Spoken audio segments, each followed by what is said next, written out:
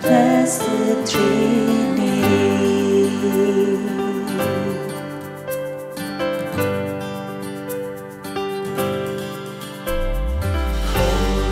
Holy, holy,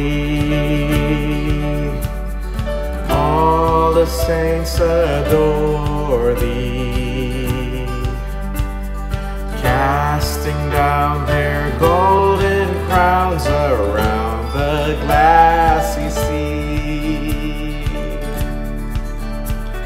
Cherubim and seraphim falling down before thee, which word and ardent evermore shall be.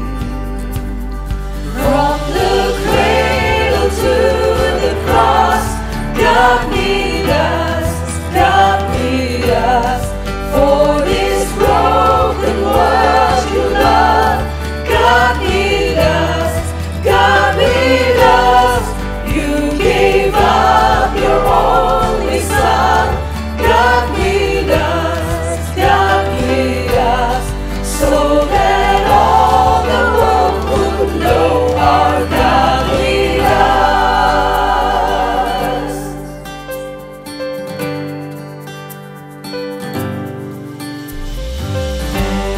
Holy, holy, Lord God Almighty, all thy works shall praise thy name in earth and sky and sea. Holy, holy, holy, merciful and mighty, God in three persons,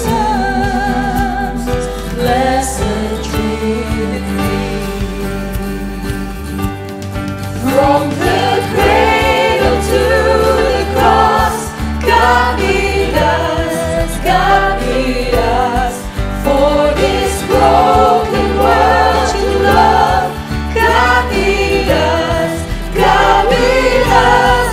You gave up your only Son, God made us, so that all the world would know our God made us. So that all the world would know our God made us.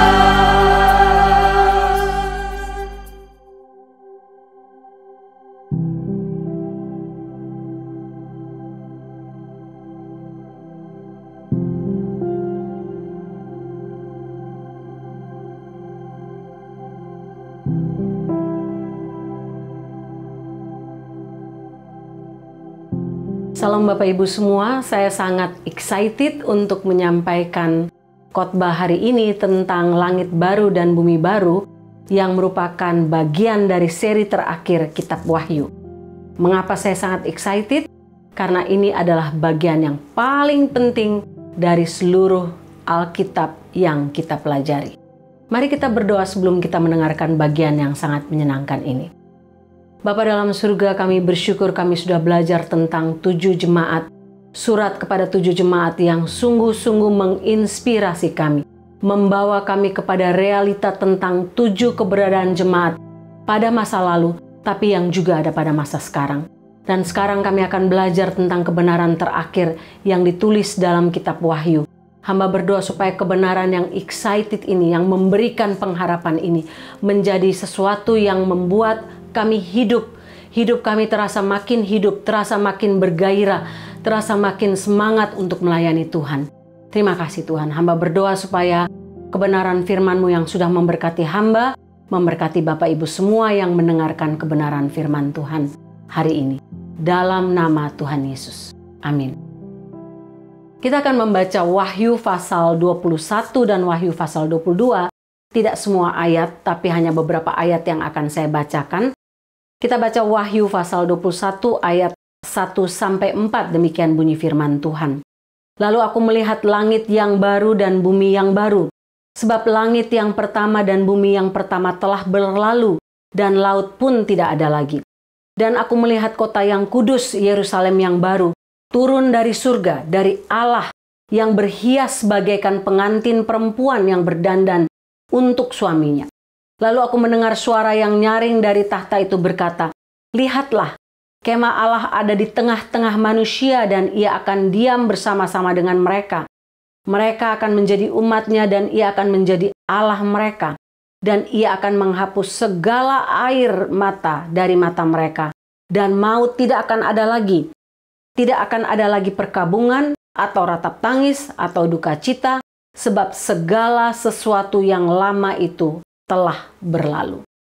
Bapak Ibu, sejak dari zaman dulu manusia mempunyai kerinduan untuk mengalami kedamaian, mengalami masa keemasan, mengalami damai di bumi seperti yang terjadi di Taman Eden. Bapak Ibu coba lihat apa yang terjadi dengan negara-negara menjelang pemilihan umum, pemilihan presiden, baik di Indonesia, baik di Amerika, Eropa maupun negara-negara lain. Tiap-tiap pemimpin negara yang mencalonkan diri berusaha untuk mempropagandakan program mereka. Oh, kalau saya jadi presiden nanti akan ada damai. Kalau saya jadi bupati, saya jadi gubernur, saya jadi apapun nanti petinggi, saya akan membuat negara ini, kota ini, provinsi ini menjadi makmur. Tidak akan ada kriminal, tidak akan ada kejahatan, yang ada hanyalah damai, berkat melimpah dan sebagainya. Bapak Ibu, sehingga manusia senang diiming-imingi harapan baru. Oh, pemimpin yang baru akan memberikan sesuatu yang baru, memberikan firdaus di tengah-tengah dunia ini. Nah, kita sampai kepada bagian terakhir sesudah kita belajar tentang surat kepada 7 jemaat. Dan ini merupakan happy ending, Bapak Ibu. Mengapa? Ingat, kitab Wahyu ini ditulis oleh Yohanes di Pulau Patmos dalam sebuah penglihatan. Ketika jemaat yang berada pada masa Yohanes hidup itu berada dalam penderitaan yang tidak ada bandingnya dengan penderitaan yang pernah dialami oleh siapapun. Mereka hidup, orang-orang Kristen pada masa itu hidup dalam aniaya, dalam berbagai ajaran sesat, dalam penderitaan yang sangat panjang. Sehingga penutup seri ini memberikan pengharapan bagi orang Kristen pada masa Yohanes hidup, tapi juga pada masa sekarang, pada masa kita hidup. Bapak Ibu ingat apa yang ditulis oleh Ibrani tentang saksi-saksi iman dalam Ibrani pasal 11. Para saksi iman ini hidup sangat menderita, tapi dikatakan bahwa mereka berhasil melewati semua penderitaan itu oleh karena apa? Karena mereka hidup dalam pengharapan. Langit baru dan bumi baru, beberapa dari kita akan katakan, oh wow, akhirnya. Akhirnya ada berita gembira di tengah-tengah semua penderitaan atau berita yang menyedihkan tentang ketujuh jemaat yang ada. Saya tidak menyalahkan, kita semua menunggu bagian ini. Saya pun excited. Saya pun bahagia, sangat senang, sangat semangat untuk menyampaikan bagian ini tadi. Karena apa? Bapak Ibu coba bayangkan, sejak tahun 2020.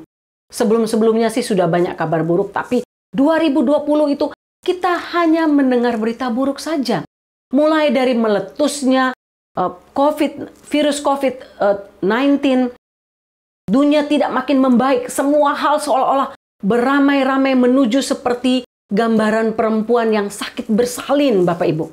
Bayangkan, perang Ukraina pecah, gempa di Turki dan Syria yang meninggalkan banyak korban yang sungguh menakutkan.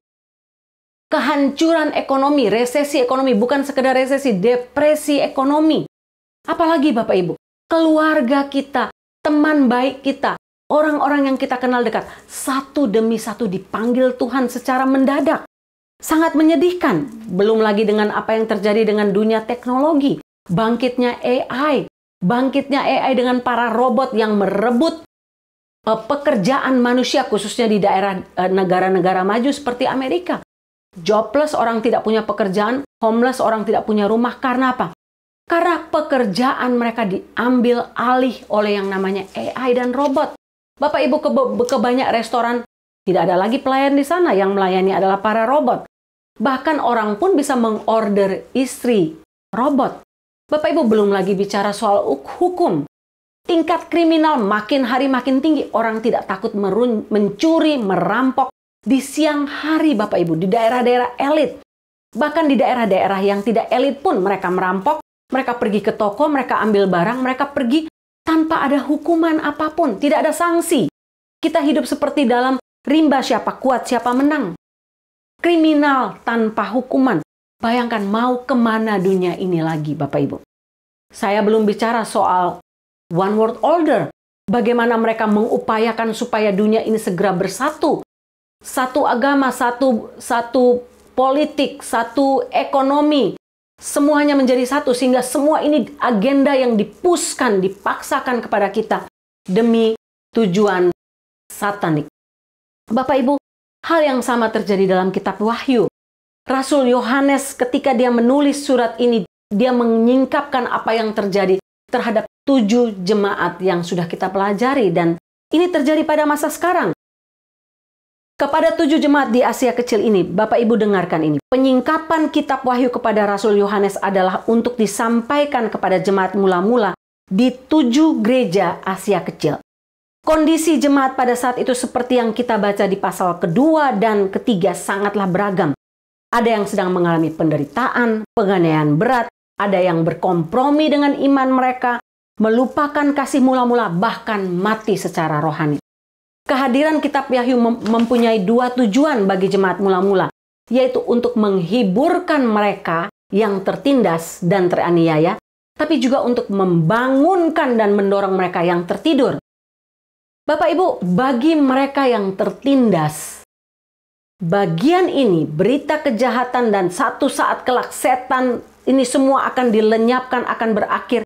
Ini merupakan satu berita gembira, satu berita bahagia, seperti oasis di tengah-tengah padang gurun penderitaan. Dan bagi mereka yang sedang tertidur, ini merupakan hentakan, merupakan satu teguran keras untuk segera bangun. Jangan sampai kamu masuk dalam golongan orang yang tidak diselamatkan. Kalau kita lihat 2 kelompok ini, kita kira-kira masuk dalam kelompok mana? Saya rasa kebanyakan orang Kristen yang hidup di negara-negara maju berada pada kelompok kedua. Kelompok yang tertidur, Bapak Ibu. Kelompok yang pikir, menikmati dunia ini seolah-olah dunia ini adalah milik kita selama-lamanya. Kita berpikir bahwa kita hidup nyaman, aman, anak cucu saya, semua kondisi saya berjalan baik. Saya ingin hidup 1000 tahun lagi dalam dunia ini. Bapak Ibu, itu yang terjadi. Namun kita justru harus lebih berhati-hati. Itulah yang dikatakan oleh C.S. Lewis. Dia katakan demikian.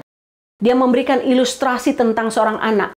Seorang anak ini mau terus bermain di lumpur di halaman rumahnya, dan ketika orang tuanya mengajak dia untuk bermain ke tepi pantai yang sangat indah, dia tidak mau karena dia memilih lebih menikmati permainan lumpur di halaman rumahnya. Kita mungkin mirip sekali dengan anak kecil itu, Bapak Ibu. Apa yang kita baca dalam Wahyu 21 ayat 1-8 ini sama dengan yang ditulis dalam Yesaya 65 ayat 17.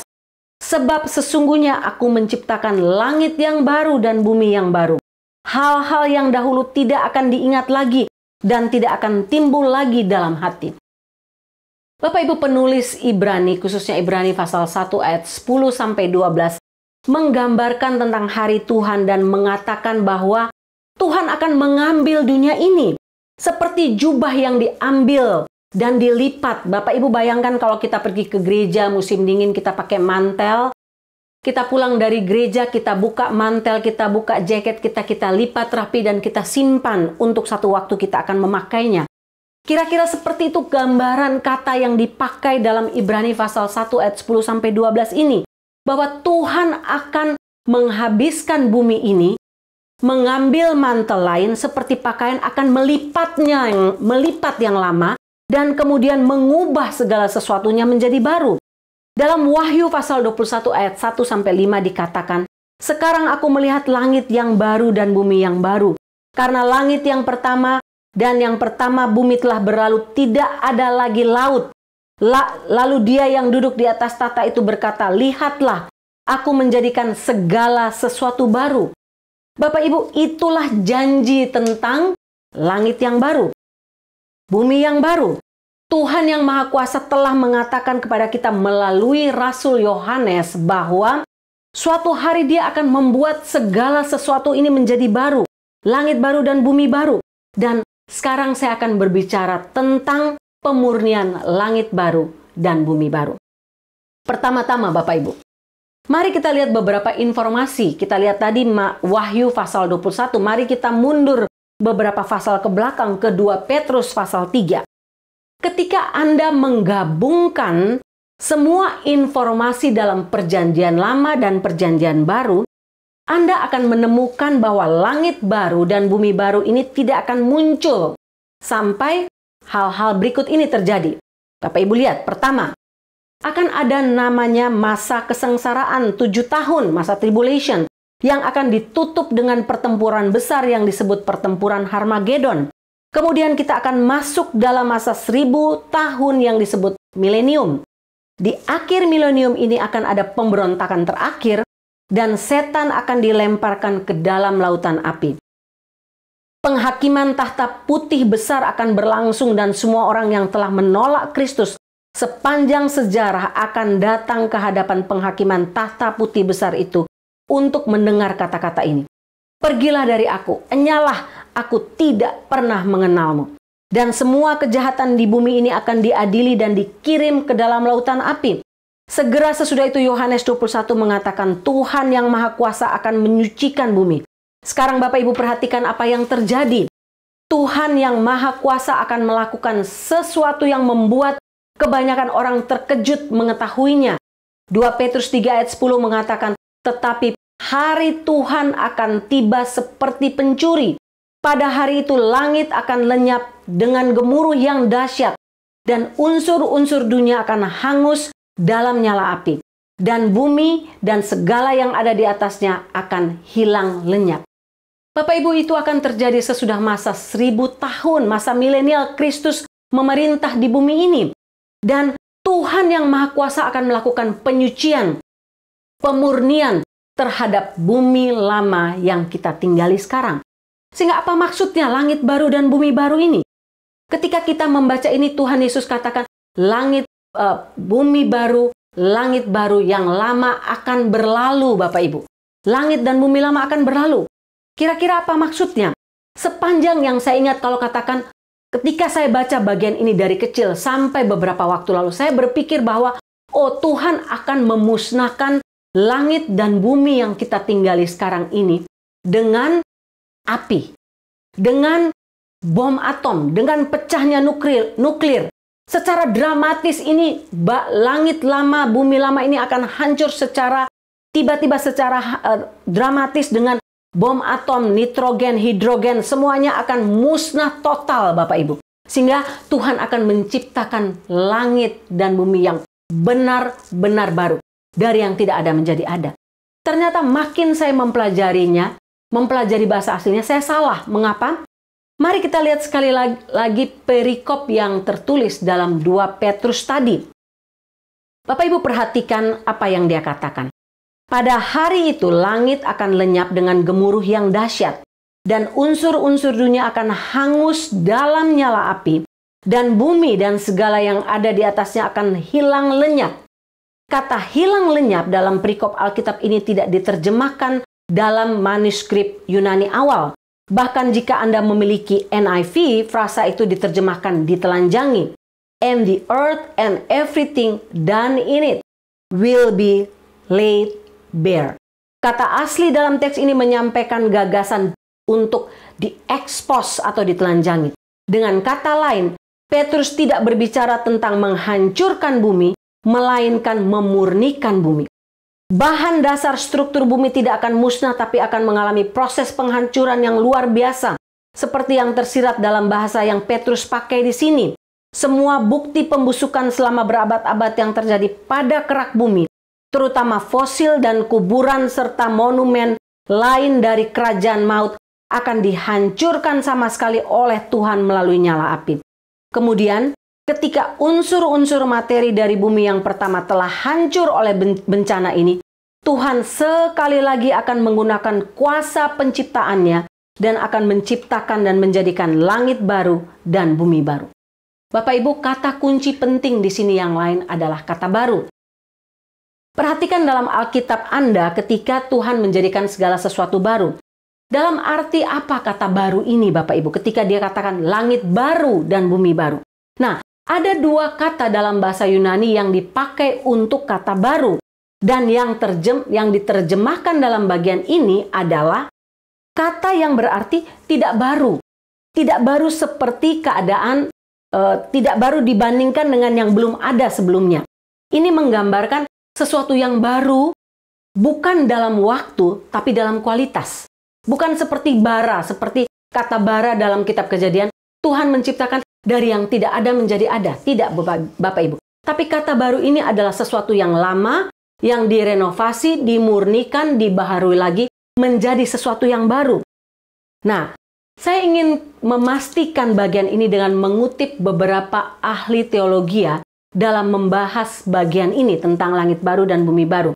Izinkan saya mengutip beberapa dari mereka. Yang pertama, Henry Morris. Henry Morris katakan, baik dalam perjanjian lama maupun perjanjian baru, kata baru berarti baru dalam menghormati keberadaan. Artinya, langit baru dan bumi baru dapat diterjemahkan dengan tepat menjadi langit baru dan bumi baru. Itu sama seperti yang pertama, kecuali bahwa semua kerusakan yang telah berlangsung lama dari pembusukan telah dihapuskan menjadi segar dan baru lagi. Saya nggak tahu Bapak Ibu sering nonton channel TV SGTV. Dulu saya suka nonton bagaimana orang membeli rumah lama, kemudian mengupgrade-nya lagi, memperbaharuinya lagi, menjadi seperti benar-benar baru. Pemiliknya yang lama tidak mengenal rumah itu lagi, benar-benar baru. Walaupun ada beberapa bagian ditinggalkan sebagai kenang-kenangan dari rumah lama. Benar-benar baru. Bapak Ibu tidak menyangka kalau itu adalah rumah lama yang kuno atau yang busuk, yang rusak. Kira-kira seperti itu. Nah, sekali lagi saya mengutip William Hendriksen. William Hendriksen merupakan komentator yang sangat terkenal, menulis seperti ini. Langit pertama dan bumi pertama telah berlalu. Fondasi bumi yang paling dasar telah mengalami api penyucian. Setiap noda dosa, setiap jejak kematian telah dihilangkan dari kobaran api yang besar. Sebuah alam semesta baru telah lahir. Kata asli digunakan untuk menyiratkan bahwa itu baru tapi bukan yang lain. Ini adalah dunia baru tapi bukan dunia lain. Itu adalah surga yang sama dan bumi yang sama, tetapi diremajakan dengan mulia. Saya mengutip lagi Bapak Ibu apa kata John Piper, seorang sarjana yang lebih modern yang telah menulis banyak hal. Dia katakan demikian. Apa yang terjadi pada tubuh kita dan apa yang terjadi pada ciptaan berjalan seiring. Dan apa yang terjadi pada tubuh kita bukanlah pemusnahan, tapi penebusan. Tubuh kita akan ditebus, dipulihkan, dijadikan baru, bukan dibuang. Demikian pula langit dan bumi. Bapak Ibu, sama dengan apa konsep tentang manusia baru. Ketika kita bertobat menerima Tuhan Yesus sebagai Tuhan dan Juru Selamat, kita mengalami atau hidup kita mengalami disebut manusia baru. Seperti yang ditulis dalam Efesus 2 ayat 15. Tapi tubuh kita secara fisik tetap sama. Hati kita dibaharui, pikiran kita dibaharui, mental kita dibaharui. Secara fisik kita tetaplah Sarah yang lama, tubuh yang lama.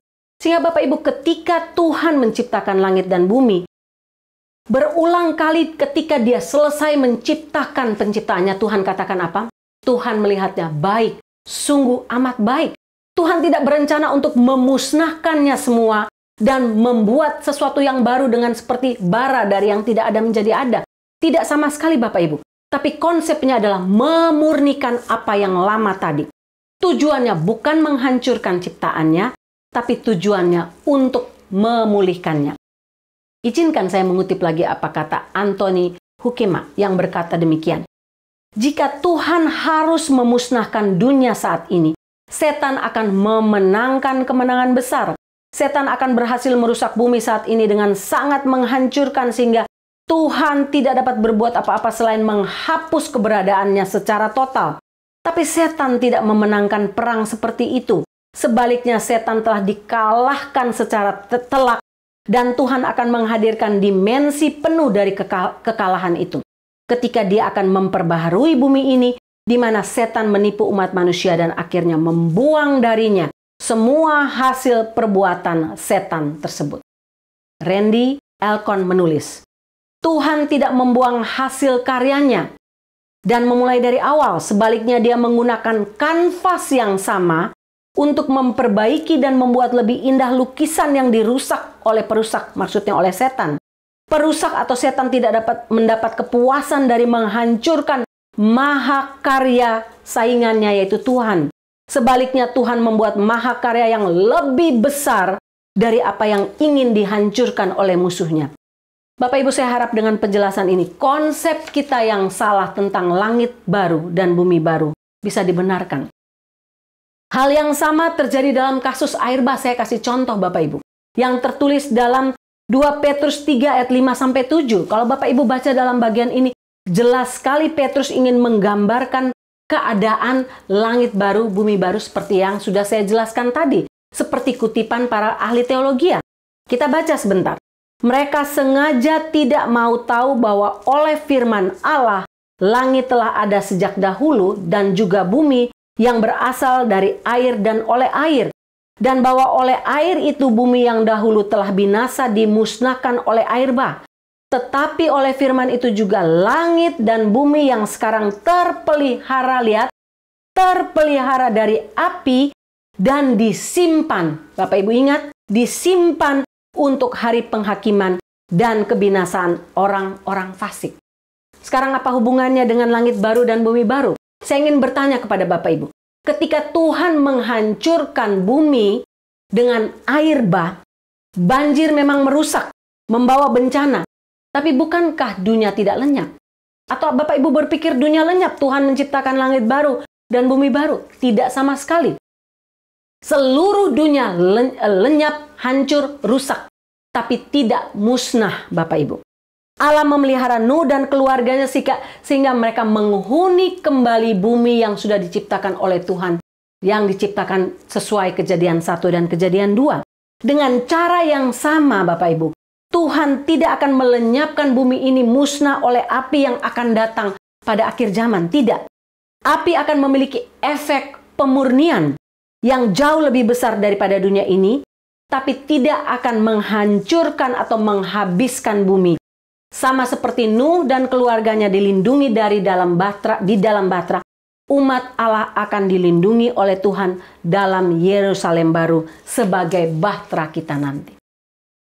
Apa yang menarik lagi dari bagian ini Bapak Ibu? Dalam langit dan bumi baru dikatakan laut tidak akan ada lagi. Saya nggak tahu Bapak Ibu bagian ini menyenangkan Bapak Ibu atau tidak. Wahyu 21 ayat 1 katakan, lalu aku melihat langit dan bumi yang baru sebab langit yang pertama dan bumi yang pertama telah berlalu dan laut pun tidak ada lagi. Kalau saya senang Bapak Ibu karena saya tidak terlalu suka dengan laut. Saya pernah tenggelam dan itu membuat saya takut dengan laut. Tapi anak-anak saya, mereka sedih karena mereka suka laut. Tiap kali mereka menantikan summer untuk pergi ke laut tiap hari, main di tepi pantai tiap hari. Nah, mungkin Bapak Ibu pikir, oh bagaimana dunia tanpa laut? Seperti apa nampaknya? Dunia, bayangkan Bapak Ibu, dunia sekarang dipenuhi dengan 3/4 air. Lautan, sungai, danau, dan sebagainya. Dr. Henry Morris menjelaskan pernyataan Yohanes sebagai berikut. Saya bacakan untuk kita. Laut tidak diperlukan di bumi yang baru. Laut yang ada saat ini diperlukan sebagai reservoir dasar untuk pemeliharaan siklus hidrologi. Di bumi yang baru, semua manusia yang tinggal di sana akan memiliki tubuh kemuliaan yang tidak membutuhkan air lagi. Tubuh kebangkitan mereka akan tersusun seperti tubuh Tuhan Yesus dari daging dan tulang dan tampaknya tidak membutuhkan darah yang berfungsi sebagai pembersih dan pemulih tubuh seperti saat ini. Karena itu hal ini menghilangkan kebutuhan utama air di bumi. Bapak Ibu ingat darah adalah 90% air dan saat ini tubuh manusia itu adalah 65% air. Dengan kata lain, cara kita hidup secara ekologis di dunia baru nanti akan sangat berbeda dengan cara kita hidup sekarang. Bapak Ibu jangan lupa bahwa dalam langit baru, bumi baru, Yerusalem baru, dalam Yerusalem baru itu akan turun dari tahta Allah. Yang akan turun dari tahta Allah akan mengalir sebuah sungai. Laut tidak ada, tapi ada sungai. Dan sungai itu adalah sungai yang besar yang memiliki anaknya yang mengalir kemana-mana. Tapi sungai itu adalah air tawar, bukan air laut, bukan air asin. Sebab kita tahu bahwa garam adalah pengawet agar tidak terjadi pembusukan. Nah, di langit baru dan bumi baru tidak akan ada yang namanya pembusukan. Tidak perlu garam, karena itu tidak perlu air asin, tidak perlu garam. Dan air segar akan mengalir ke seluruh dunia, dan itu akan lebih indah dari apapun yang pernah Bapak Ibu lihat. Keindahan pantai sebagus apapun di dunia ini, di Hawaii, di Bali, pantai yang bagus-bagus, di Cancun dan sebagainya, tidak bisa dibandingkan keindahannya dengan langit baru dan bumi baru, Yerusalem baru, dengan sungai yang indah yang akan mengalir di sana. Bayangkan Bapak Ibu, sepanjang hari sungai itu akan mengalir dengan pohon-pohon yang tumbuh yang sangat indah, dengan buah-buahan yang berbeda yang dapat kita nikmati, yang dapat kita petik, yang dapat kita makan, yang memberikan kualitas hidup yang melampaui apa yang tidak pernah kita dapatkan dalam dunia yang rusak sekarang ini. Kedua, bukan saja tidak ada laut, tapi tidak ada air mata. Tidak ada perkabungan, tidak ada maut, tidak ada rata tangis, tidak ada duka cita, tidak ada kutuk. Wahyu 21 ayat 4, Wahyu 22 ayat 3 mengatakannya, Bapak Ibu. Bayangkan dunia tanpa air mata. Dunia tanpa kutuk, Bapak Ibu. Sebelumnya kan kita tahu sejak Kejadian 3 kita hidup dalam kutuk. Bukan saja manusia hidup dalam kutuk, tapi bumi ini hidup dalam kutuk. Manusia harus berusaha bekerja keras dari semak belukar itu mengusahakan makanan. Tapi tidak demikian dengan langit dan bumi baru. Tidak ada air mata, tidak ada orang yang meninggal, tidak ada orang yang sakit. Tidak ada pergumulan, persoalan yang membuat kita berduka dan menangis. Bapak Ibu bisa bayangkan betapa indahnya langit baru dan bumi baru itu. Saya tidak sabar untuk menantikan hal itu terjadi di tengah-tengah hidup orang percaya. Apa yang kita belajar dari bagian ini? Yang pertama kita belajar bahwa kita memiliki pengharapan dan jaminan hidup kekal bersama Tuhan Yesus selama-lamanya. Ini hal yang paling indah Bapak Ibu. Dalam pasal 21 dan 22 dari kitab Wahyu ini, Wahyu tidak menjelaskan sekedar bahwa manusia akan berakhir dalam langit baru dan bumi baru. Tidak. Tapi dia menjelaskan bahwa kita akan hidup bersama-sama dengan Tuhan Yesus sebagai kekasih kita, sebagai pengantin laki-laki yang menantikan bride, pengantin perempuan sekian lama. Kita akan hidup dengan dia di kota Yerusalem baru yang sangat indah, yang terbuat dari emas, terbuat dari batu-batu berharga lainnya. Dan ada sungai kehidupan di sana. Bapak Ibu bayangkan bagi orang Korea Utara, North Korea, yang tertindas, Korea Selatan itu bagi mereka merupakan surga, Bapak Ibu. Itu merupakan Yerusalem bagi mereka. Banyak orang yang ditembak mati ketika mereka diam-diam berusaha melintasi perbatasan dari Korea Utara ke Korea Selatan. Namun, akhirnya ada waktu di mana pemerintah mengizinkan kedua negara itu untuk berpindah. Kamu boleh pindah ke North Korea, kamu boleh pindah ke South Korea. Ketika mereka diwawancari, orang-orang yang pindah dari North Korea ini, mereka katakan, apa yang kamu sukai ketika terjadi perpindahan ini? Mereka katakan, apakah makanannya, kebebasannya, keindahannya, tanpa penindasan dan sebagainya. Ada satu ibu katakan, saya suka semuanya. Tapi yang paling saya syukuri adalah saya bisa bertemu kembali dengan suami saya yang sudah dipaksa berpisah selama puluhan tahun. Itu melebihi semuanya. Bapak Ibu, bukankah indah? Sesuatu yang indahnya melebihi apapun. Ketika satu waktu nanti kita bertemu dengan suami kita, dengan kekasih kita, dengan Tuhan Yesus dan tinggal bersama Dia selama-lamanya. Di Yerusalem baru kita tidak saja menikmati langit baru, bumi baru dan semua keindahannya, tapi kita akan tinggal bersama dengan Sang Pemberi berkat itu yang mengasihi kita sungguh-sungguh. Diam bersama Dia selama-lamanya. Kita akan menjadi umat-Nya dan Dia akan menjadi Allah kita. Wahyu pasal 21 ayat 3. Ini merupakan pengharapan terbesar, janji terbesar di tengah-tengah hidup kita yang penuh dengan penderitaan. Untuk mereka yang hidup dalam kenyamanan, kita yang merasa, aku hidup nyaman dalam dunia ini. Kadang-kadang kita apatis, acuh tak acuh, oh mau berakhir kayak dunia ini, mau tidak, nggak apa-apa. Yang penting saya hidup aman. Tapi Bapak Ibu ingat, bapak-bapak iman kita yang sudah mati sebelum kita. Mereka merindukan tanah itu, merindukan Yerusalem baru, langit baru, bumi baru itu. Mereka katakan itu suatu tanah air yang jauh lebih baik. Ibrani pasal 11 ayat 6 katakan, sebab itu Allah tidak malu disebut Allah mereka karena Ia telah mempersiapkan sebuah kota bagi mereka. Mari kita menanti dengan spirit baru, dengan spirit pengharapan yang terus menantikan kedatangan Kristus sebagai hal yang paling kita rindukan dalam dunia ini. Banyak orang merindukan untuk menjadi kaya raya, Bapak Ibu. Tapi sedikit orang Kristen sungguh-sungguh merindukan untuk bertemu Tuhan Yesus muka dengan muka dan hidup bersama dengan Dia. Yang kedua, yakinkah Anda bahwa ketika hal itu terjadi, Anda telah menerima jalan keselamatan itu untuk masuk dalam langit baru dan bumi baru? Firman Tuhan katakan, akulah jalan, akulah kebenaran, akulah hidup. Tidak ada seorang pun dapat datang kepada Bapa tanpa melalui aku. Jika kita ingin tinggal di Yerusalem baru, pastikan kita berdamai lebih dahulu dengan Tuhan Yesus melalui anaknya, Yesus Kristus, melalui darahnya. Dia meminta kita untuk membuka hati kita menerima Dia sebagai Tuhan dan Juru Selamat. Tidak sekedar menjadi orang Kristen biasa-biasa saja, tapi menjadi orang Kristen yang baru, yang memiliki relationship dengan Tuhan. Jangan sampai Tuhan katakan, kamu sudah jadi Kristen, tapi enyalah kamu karena aku tidak mengenal kamu. Karena kamu tidak pernah memiliki relasi pribadi dengan aku tiap-tiap hari. Yang ketiga, yang terakhir, apa yang kita belajar?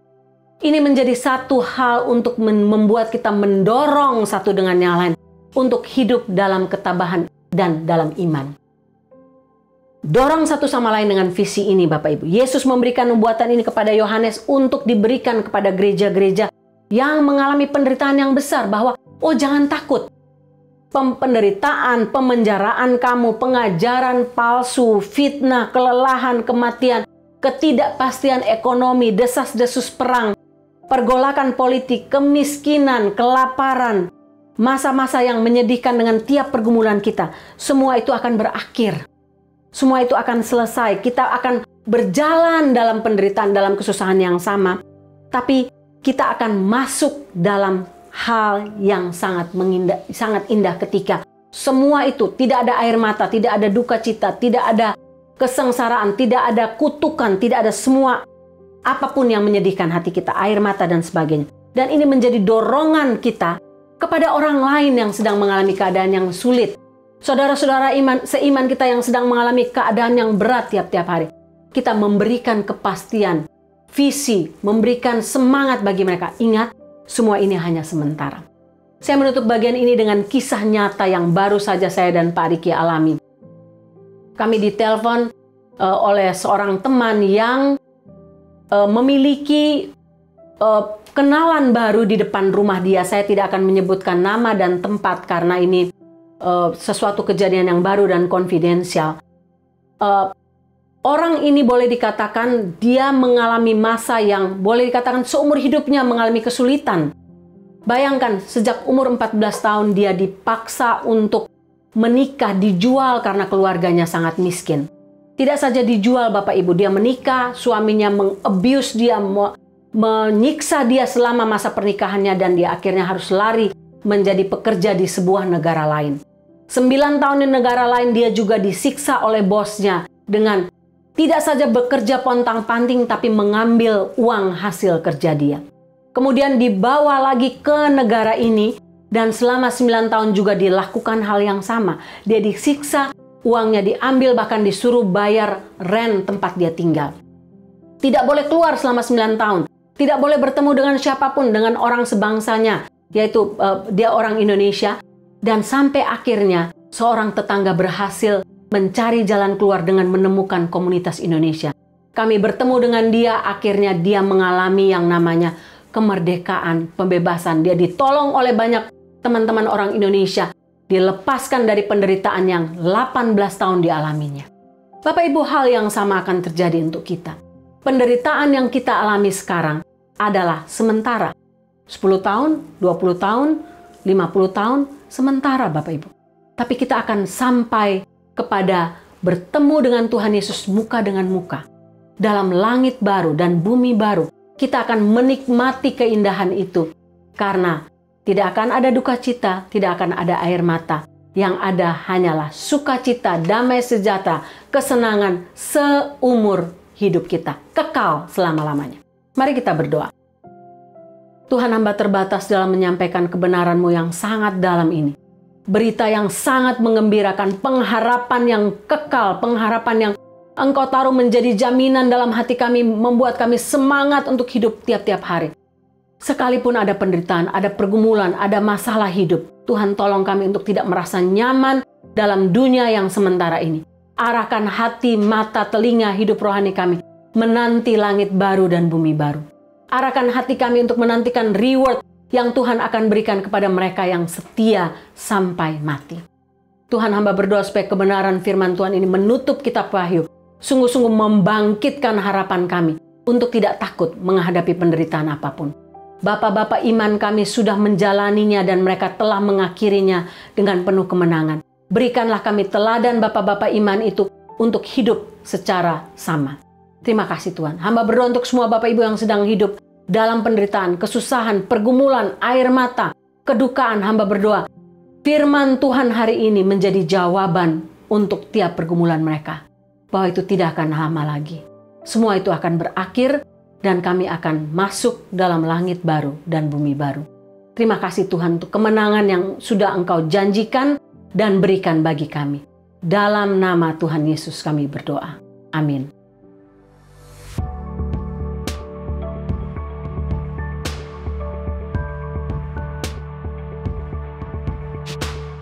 Bapak Ibu, saya diberkati oleh kebenaran firman Tuhan tadi yang memberikan pengharapan baru tiap-tiap hari. Saya berdoa supaya Bapak Ibu pun mengalami hal yang sama. Selamat ulang tahun untuk Bapak Ibu yang tertulis namanya di sini. Dan kita akan mengakhiri ibadah kita. Mari kita tundukkan kepala dan mengangkat hati kita untuk menerima berkat Tuhan. Tuhan memberkati engkau dan melindungi engkau. Tuhan menyinari engkau dengan wajah-Nya dan memberi engkau kasih karunia. Tuhan menghadapkan wajah-Nya kepadamu dan memberi engkau damai sejahtera. Amin.